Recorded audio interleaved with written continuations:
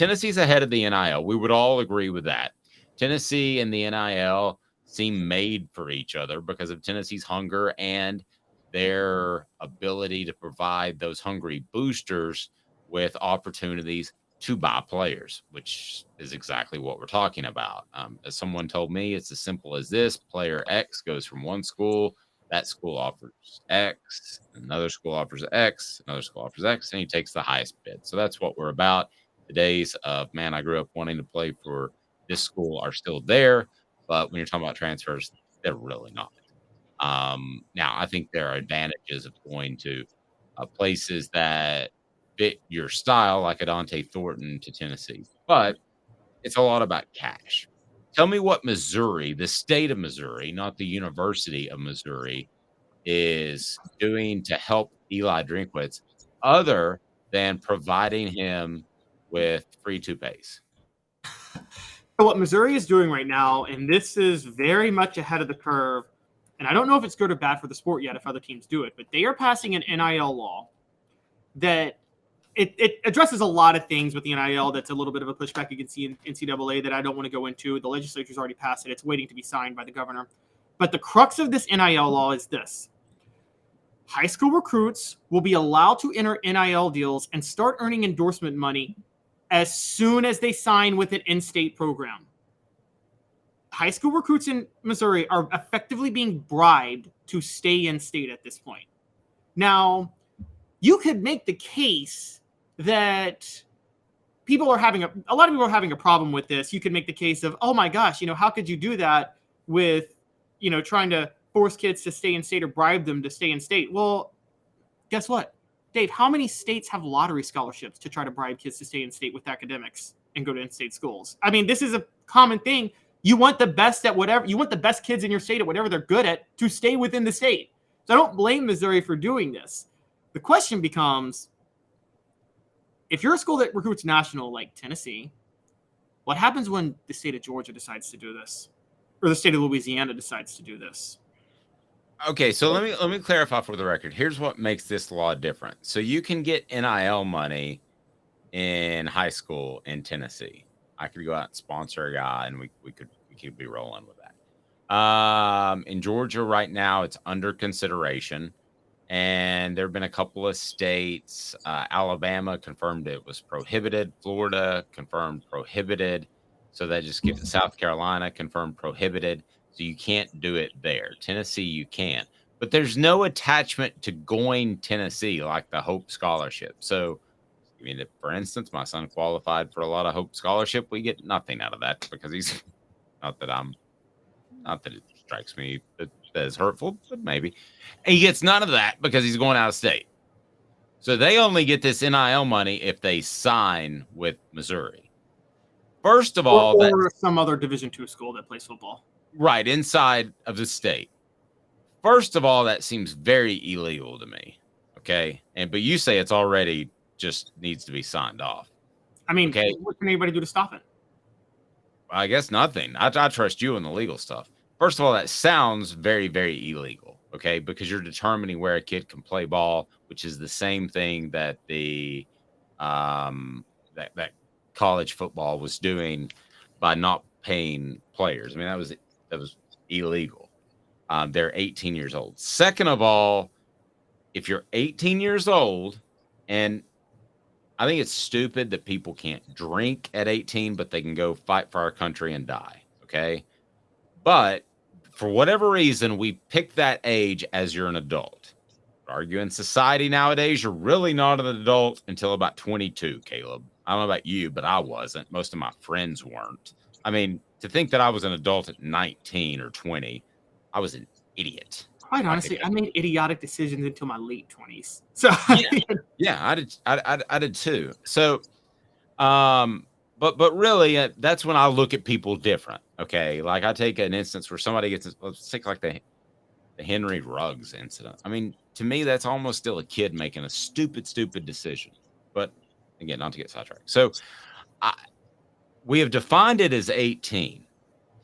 So if you're telling me that's the law, and these kids have been absolutely ripped off for years, and it's made me very angry for 2 decades that they get so little of the pie. And the 98 team that we're doing the Celebrate 98 had to cobble together money to be able to, because they didn't have a cafeteria open on a Sunday. So they had to cobble together money to put together a cookout. And some guys had no money, zero, and they couldn't throw any money in. Some people had 20, some people had 5. I'm talking about to go buy a bunch of ribs and pork and stuff.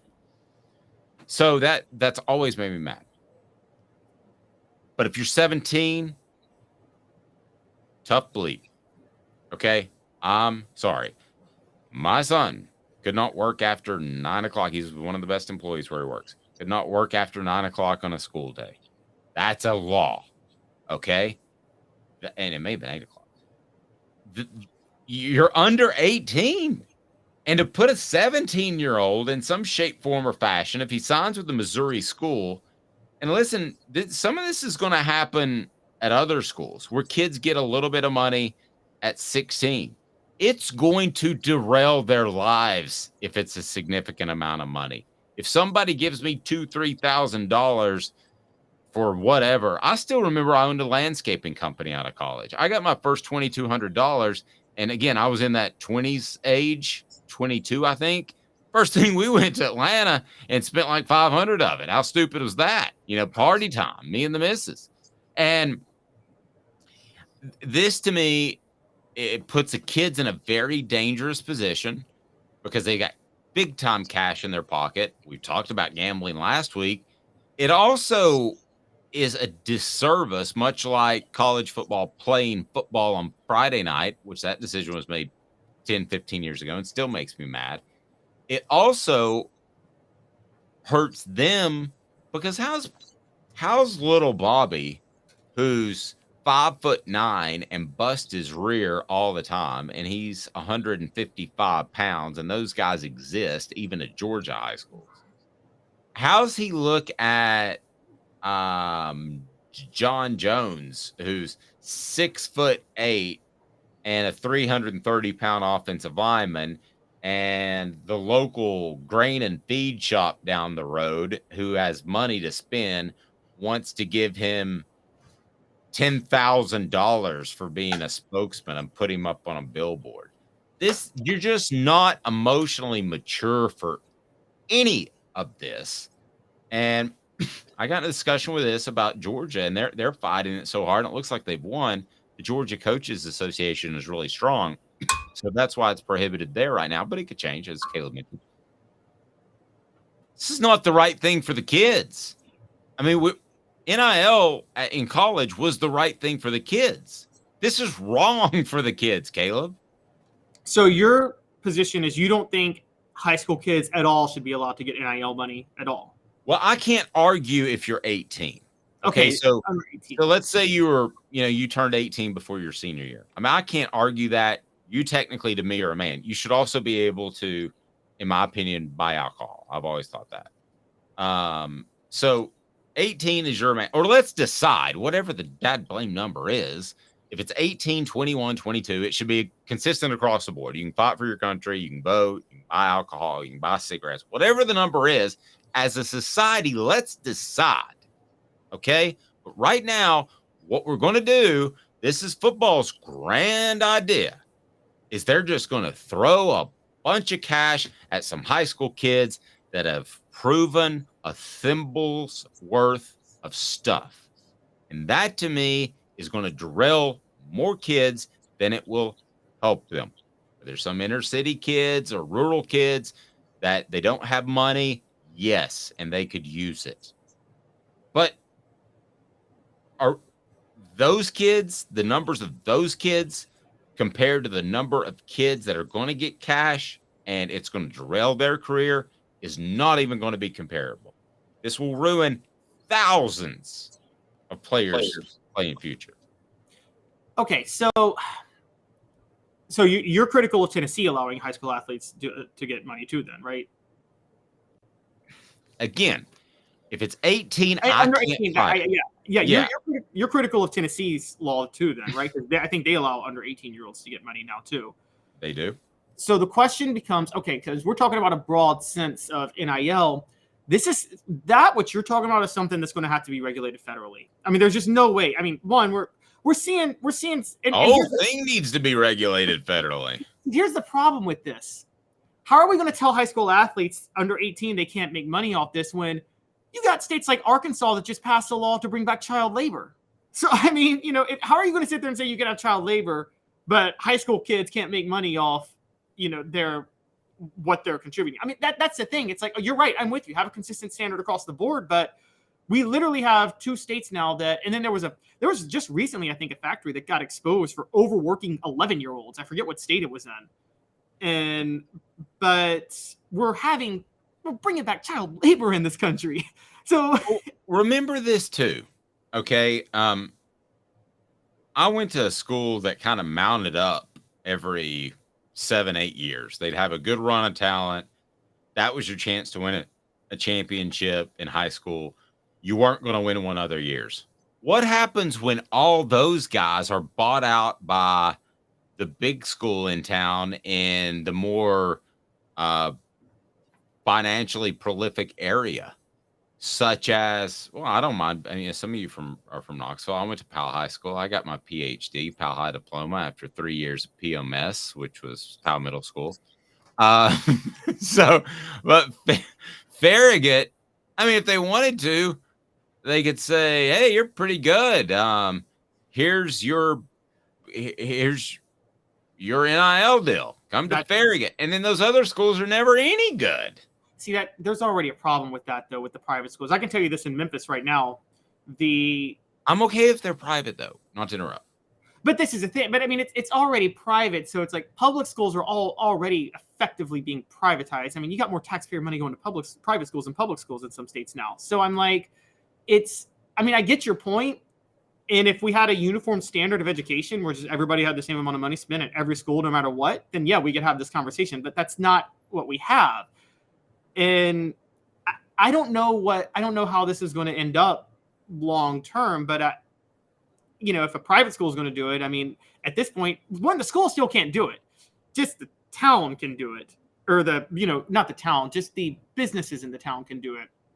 There's a lot to figure out here, but I will say this: if you're going to have NIL deals if you're going to have NIL for high school athletes, which you and I can debate on, and I think I'm on your side on this, but I'm on your side, but I wish we would get rid of child labor altogether. Then it's crazy that we're bringing it back in some states. But what do you define as child labor? Because I was proud of my son for getting a job at 16. But it had to be he could only work like 20, 25 hours, and it couldn't be after 9 o'clock on a school night. Okay, so basically in Arkansas, they just signed a law that people under 16 can get hired for work without the Division of Labor's permission, which is it's kind of a permit you have to get to hire. You have to have like a special permit, I think, a lot of times to hire under 16-year-olds. That you can put a kid to work at the Walmart factory in Arkansas? Is that what we're saying? Yes. You can straight put a kid to work at the Walmart factory in Arkansas. They just signed that law this year. But if we're going to sit there and say an 11-year-old can be put to work at Walmart in a factory, why can't a 16-year-old make money off playing football? Well, yeah, if we're gonna say the whole thing's screwy, we can turn it into China and they start making Nikes. I mean, that's what they're doing. I mean, Arkansas literally, they'll cut social assistance for kids and say, hey, rather than have lunch, why not just send you to a factory and you can work there when you're 11, even if you have school and you have things like that. I mean, it's disgusting. It's disgusting. Hit the like and subscribe button. I think Sean Ellis is going to be up next on the Celebrate 98 series. We'll have Cooper Mays this week as well. Thanks. We had a surge in subscribers, so really appreciate that. But be sure and set your notifications on too, because these things are going to drop the Celebrate 98 series and Cooper and Jacob with our ball report, brought to you by City Heating and Air Conditioning and Bassey Lawn and Garden at different times. So get those notifications on as well. I'll leave you with this. Travis says NIL exists of video games. Yes, it does. Because it essentially came down to guys were getting a piece of the pie for NCAA football, and the basketball game is Ed O'Bannon, a hero. Ed O'Bannon is ahead of his time hero. He is the prince of athletics. If you guys know about Prince, yes. Label. So, and then Travis went on to say no one is buying high school video games or buying jerseys. That's true. But you got a lot of high school boosters that cobble together money to pay coaches outside of their regular their regular pay. I'm talking about I'm talking about public schools, not private schools. Outside of their regular pay, there's some high school coaches that are making over $100,000 a year at some public schools because they find ways to feed them money because they want to keep the coaches.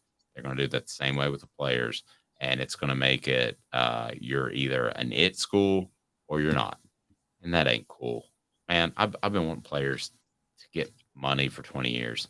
That's way too far.